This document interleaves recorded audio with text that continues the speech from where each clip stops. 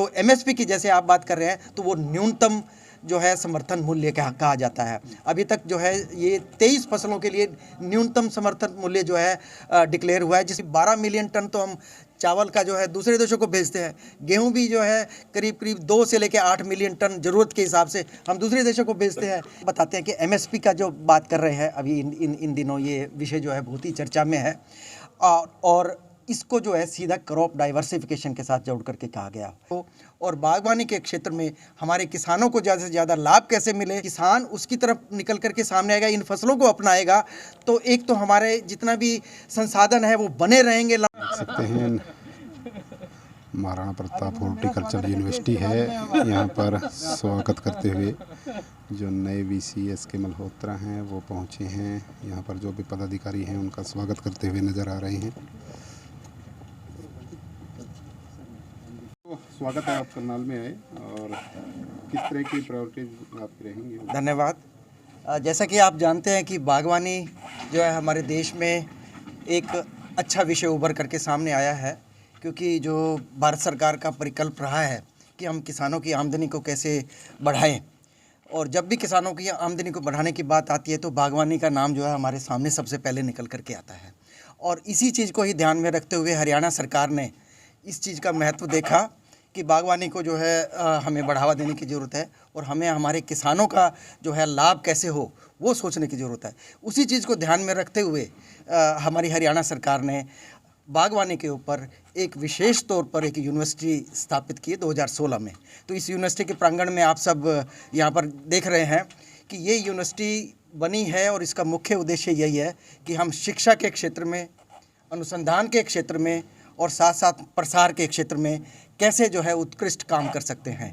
और इस यूनिवर्सिटी का जो मेन उद्देश्य यही है कि हम शिक्षा के क्षेत्र में जो अच्छा से अच्छा हमारा ह्यूमन रिसोर्स है उसको तैयार करें और बागवानी के जो विशेषज्ञ इस यूनिवर्सिटी से तैयार होकर के जो है ना केवल राज्य के जो है उत्पादन में, जो बागवानी का उत्पादन है उसको बढ़ाने में योगदान करेंगे, साथ साथ में गुणवत्ता बढ़ाने में भी योगदान करेंगे। जो दूसरी बात आती है रिसर्च की, अनुसंधान, जो हमारा अनुसंधान का दूसरा क्षेत्र है, क्योंकि बहुत सारे ऐसे विषय होते हैं जो हमारे रिसर्च गैप के रूप में होते हैं और उन क्षेत्रों पर जो है हमें रिसर्च और अनुसंधान करने की ज़रूरत है जिससे कि किसानों को फ़ायदा मिल सके।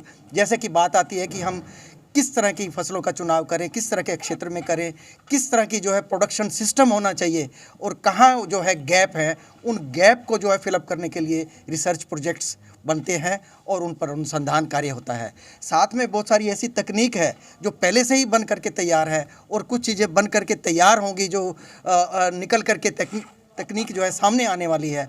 उस तकनीक का प्रचार प्रसार कैसे हो और वो किसानों तक जो है ज़्यादा से ज़्यादा पहुँचे, तो वो सभी चीज़ें मैंने अभी तीनों मुद्दों के बारे में आपसे बात की है, जिसमें शिक्षा की बात भी आ गई और हमारे पास अनुसंधान की बात भी आ गई और प्रसार की बात आ गई। तो इस विषय के साथ साथ हमें जो अपना एजेंडा है वो हमें हरियाणा सरकार का, हमारे माननीय मुख्यमंत्री का जो एजेंडा है कि बागवानी के क्षेत्र में अधिक से अधिक उत्पादन कैसे हो और बागवानी के क्षेत्र में हमारे किसानों को ज़्यादा से ज़्यादा लाभ कैसे मिले, जिससे कि ना केवल हम अपने राज्य की मांग को पूरा कर सकें, उसके साथ साथ हमें देश की जो हमारी बागवानी का जो बास्केट है उसको में जो है हम ज़्यादा से ज़्यादा कैसे कंट्रीब्यूट कर सकें।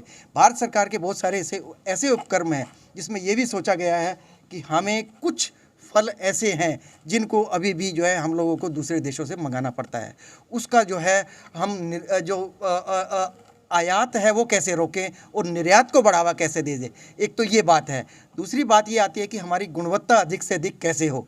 और तीसरा जो हम लोग ये सोच के चलते हैं, बहुत सारे ऐसे फल हैं, सब्जियां हैं और ऐसी बहुत सारी फल वाली जो फसलें हैं, फल के साथ साथ फूल वाली फसलें हैं और प्लांटेशन क्रॉप्स हैं कुछ, और साथ में मेडिसिनल एंड एरोमेटिक प्लांट्स भी हैं। इन सभी फसलों को जो कि बागवानी के अंतर्गत आती हैं, उनके अंतर्गत नई नई किस्मों का विकास हो और पूरा प्रोडक्शन सिस्टम बन करके तैयार हो और साथ में हाई वैल्यू एग्रीकल्चर को जोड़ते हुए हम कैसे इन चीज़ों को बढ़ावा दें। और मुख्य जो रूप से जो हमारा सेंटर में जो रहेगा किसान रहेगा, कि किसान को फ़ायदा अधिक से अधिक कैसे रहे। और जो भारत सरकार और हरियाणा सरकार का जो अपना हमारा कृषि से संबंधित और बागवानी से संबंधित जो एजेंडा है उसके अनुरूप हम लोग काम करेंगे और इसी दिशा में जो है आगे बढ़ कर के हम लोग बागवानी के क्षेत्र में इस केंद्र को, इस यूनिवर्सिटी को हम अपने आप में एक उत्कृष्ट केंद्र के रूप में एक ऐसा विश्वविद्यालय के रूप में इसको स्थापित करेंगे जिसका कि एक नाम हो। क्योंकि अभी उत्तर राज्य में अगर आप देखोगे तो 3 ही बागवानी के विश्वविद्यालय हैं। उन 3 बागवानी के विश्वविद्यालयों में हम चाहते हैं कि इसका नाम नंबर 1 पर हो और इसकी टॉप रैंकिंग हो और आने वाले समय में एक ऐसी यूनिवर्सिटी ये उभर करके सामने आए जिसका नाम जो है ना केवल हरियाणा में बल्कि पूरे भारत में, साथ में पूरे विश्व में जो है हम लोग इसका जो मैं ये कहूँगा कि मापदंड जो है स्थापित करेंगे। मल्होत्रा जी, आपने किसान की आमदन की बात की है, ऐसे में एमएसपी की क्या भूमिका है किसान की आमदन? एमएसपी अभी जैसे कि आप बताते हैं कि एमएसपी का जो बात कर रहे हैं अभी इन दिनों ये विषय जो है बहुत ही चर्चा में है और इसको जो है सीधा क्रॉप डाइवर्सिफिकेशन के साथ जोड़ करके कहा गया। फसल विविधीकरण हम जिसको कहते हैं, फसल विविधीकरण की बात ये है क्योंकि ये जो हमारा क्षेत्र है, आप देख रहे होंगे गेहूं, चावल, पंजाब, हरियाणा, वेस्टर्न यूपी, ये 3 क्षेत्र हैं जहाँ पर सबसे अधिक जो है इसको खेती हो रही है। इससे क्या हुआ कि हमारी जितनी भी ज़मीन है इसका जो है एक तरह से जितने भी संसाधन है उनका दोहन ज़्यादा से ज़्यादा हुआ है। दोहन होने की वजह से 91 ज़िले हमारे डार्क जोन में चले गए हैं। तो मैं तो ये एक उदाहरण के तौर पर बता रहा हूँ। तो भारत सरकार की ये चिंता है और राज्य सरकार की ये चिंता है कि हम जितने भी हमारे संसाधन हैं उनका समुचित प्रयोग करके फसल विविधीकरण को बढ़ावा दें और फसल विविधीकरण में बागवानी फसलें सबसे पहले सामने आती हैं और उससे जो है हम लोगों को उस विकल्प के रूप में लेके चलना है। और जो एमएसपी की जैसे आप बात कर रहे हैं तो वो न्यूनतम जो है समर्थन मूल्य कहा जाता है। अभी तक जो है ये 23 फसलों के लिए न्यूनतम समर्थन मूल्य जो है डिक्लेयर हुआ है, जिसमें 4 फसलें और भी आती हैं जिसमें कोपरा, जूट, कॉटन, मैं उनकी बात नहीं करूँगा, लेकिन 23 जो है खाद्य फसलें हैं। तो इसका जो एमएसपी डिक्लेयर किया जाता है एमएसपी A2 + FL।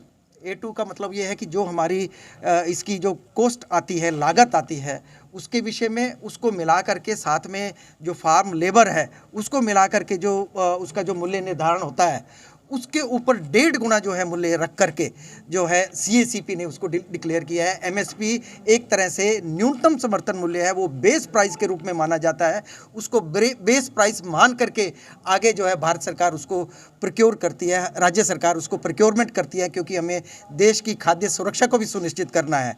तो इस चीज़ को ध्यान में रखते हुए कि हम गेहूँ, चावल सही मात्रा में सबको उपलब्ध हो, क्योंकि खाद्य नीति एक प्रकार से चल रही है, उस नीति को मद्देनज़र रखते हुए सरकार प्रोक्योरमेंट करती है। इसके साथ साथ जो विविधीकरण की मैं बात कर रहा था, इसमें अभी ये कहा गया है, जो अभी जो चर्चा हो रही है कि एमएसपी पर जो है खरीदी होनी चाहिए गेहूं की फसलें।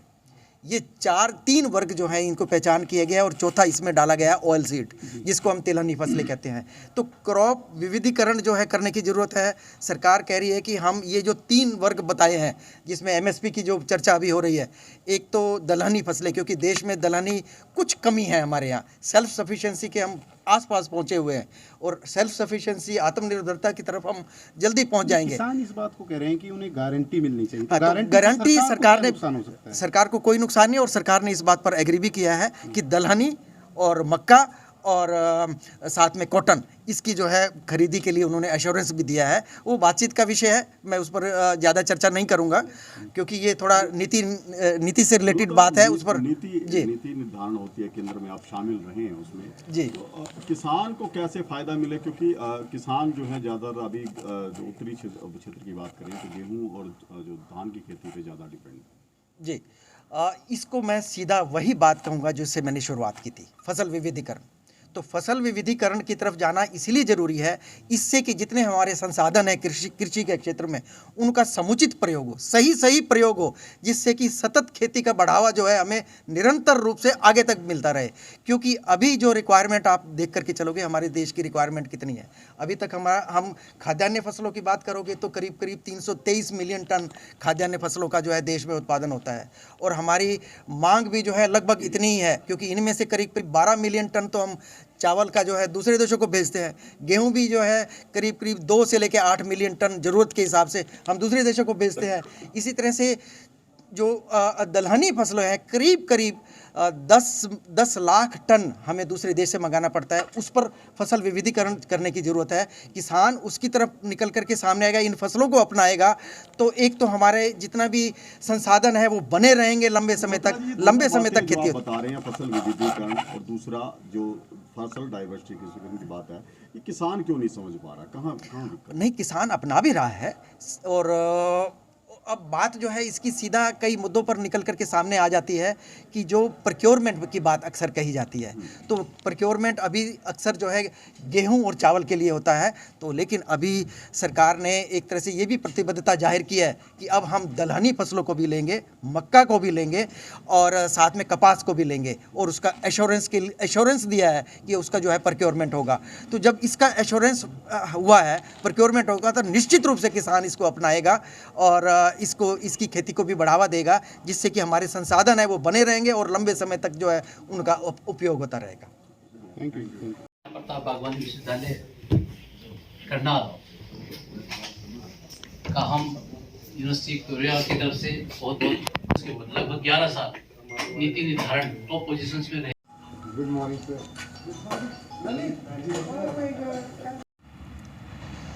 महाराणा प्रताप बागवानी यूनिवर्सिटी के नवनियुक्त वाइस चांसलर S.K. मल्होत्रा ने आज अपना पदभार संभाला है और मीडिया से बातचीत करते हुए सीधे तौर पर जो ये केंद्र है इसको पूरे उत्तर भारत का अच्छा केंद्र, उत्कृष्ट केंद्र बनाने की बात उन्होंने कही है। साथ ही यहाँ पर अच्छे विशेषज्ञ निकल कर यहाँ से जाएं उसका भी प्रयास रहेगा और इस क्षेत्र में इस बागवानी यूनिवर्सिटी में अच्छे रिसर्च हों ये भी उनकी प्रायोरिटी रहेगी। साथ ही किसानों का जिस तरह से जिक्र करते हुए उन्होंने कहा कि किसानों को MSP देने के लिए सरकार प्रतिबद्ध है और साथ ही फसल विविधीकरण के क्षेत्र में भी किसानों को काम करना चाहिए, इसके लिए उन्होंने यहाँ पर बात की है। आप सभी साथियों से गुजारिश है इस खबर को ज़्यादा से ज़्यादा शेयर करते रहें। विशपाल राणा, नमस्ते भारत न्यूज़ के लिए, करनाल।